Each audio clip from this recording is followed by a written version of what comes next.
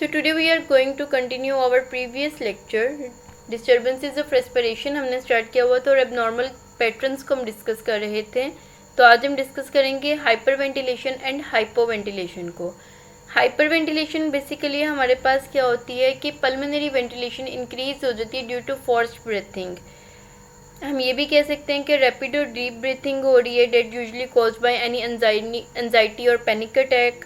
इसे हम over breathing भी कहते हैं। हाइपरवेंटिलेशन के अंदर क्या होता है कि rate of respiration and force of breathing दोनों इंक्रीज हो जाते हैं और लार्ज अमाउंट ऑफ एयर जो है वो मूव इन एंड आउट कर रही है लंग्स के अंदर।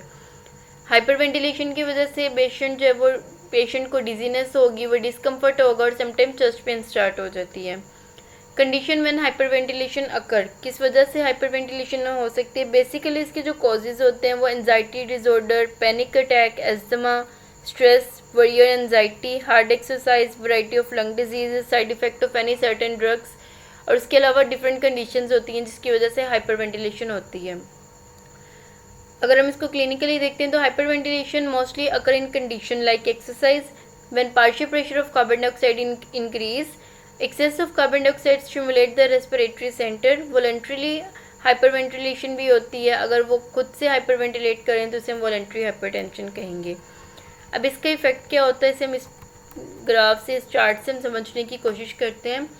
हाइपरवेंटिलेशन हुई है मतलब कि जो हमारे पास partial pressure of carbon dioxide थी वो ज़्यादा थी। हाइपरवेंटिलेट हुआ, रिमूवल हुआ एक्सेस कार्बन डाइऑक्साइड, मतलब जो कार्बन डाइऑक्साइड की अमाउंट है वो रिमूव हुई है जिसकी वजह से partial pressure of carbon dioxide reduce हो जाएगा। रेस्पिरेटरी सेंटर्स को सप्रेशन होगी जिसकी वजह से एपनिया होगा। एपनिया के बाद चिन स्ट्रोक ब्रीथिंग का पैटर्न आएगा। चिन स्ट्रोक ब्रीथिंग में होता है कि सडनली इंक्रीज हो रहा है रेस्पिरेटरी रेट, फिर डिक्रीज हो रहा है, फिर एपनिया आ गया, फिर दोबारा से इंक्रीज होना शुरू हो गया, फिर डिक्रीज होना शुरू हो गया, फिर एपनिया आ गया। तो इससे हम चिन स्ट्रोक ब्रीथिंग करते हैं और इसके बाद फिर नॉर्मल ब्रीथिंग स्टार्ट होती है, normal respiration. So during hyperventilation, excessive carbon dioxide is washed out in blood. Partial pressure of carbon dioxide reduce. It causes suppression of respiratory center, resulting in apnea. Apnea is followed by the chin stroke type of periodic breathing. After a period of chin stroke breathing, normal respiration is restored. Hypoventilation है। Hypoventilation हमारे पास hyperventilation का बिल्कुल opposite होता है। Hypoventilation के अंदर pulmonary ventilation decrease हो जाती है by decrease in rate and force of breathing. So amount of air moving in and out of lung is reduced, मतलब कि अगर उसमें कार्बन डाइऑक्साइड वॉश आउट हो रही थी तो इसमें कार्बन डाइऑक्साइड रिटेन होना शुरू हो जाती है। Hypoventilation occur when respiratory center are suppressed और by administration of some drug. Respiratory center suppressed हुए हैं। It occur during the partial paralysis of respiratory muscle also.